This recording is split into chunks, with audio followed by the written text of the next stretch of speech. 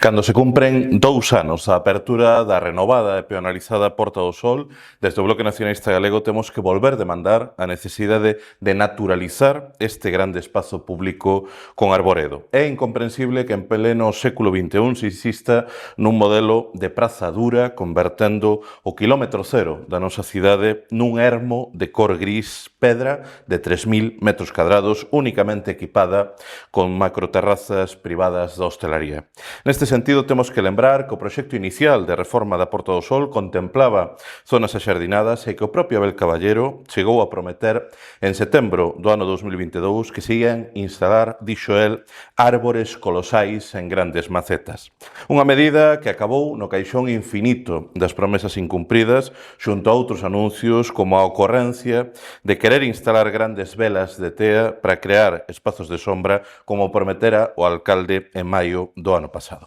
Para o BNG é imprescindível dotar a Porta do Sol de arboredo para facer desta grande praza un espazo habitável, no que vivir e convivir e non só un espazo que atravesar. E por iso non podemos resignarnos a que o único verde no corazón da cidade sexan uns poucos exemplares de liquidámbar reinstalados na Praza da Princesa ou unha árbore macetada nun banco. O arboredo ten un papel fundamental para dar vida aos espazos urbanos, porque fornece de zonas de sombra, regulan a temperatura e permiten a presenza de outra flora e fauna. E hoxe existen solucións técnicamente posíveis e factíveis para naturalizar a Porta do Sol sen que impida outros usos como da celebración de grandes eventos. Por iso, desde o BNG, queremos suliñar que temos a oportunidade de dotar o centro da cidade dun grande espazo público para o xogo seguro de crianzas, para o lecer das persoas maiores e para o desfrute do conxunto das viguesas e dos vigueses durante todos os días do ano en lugar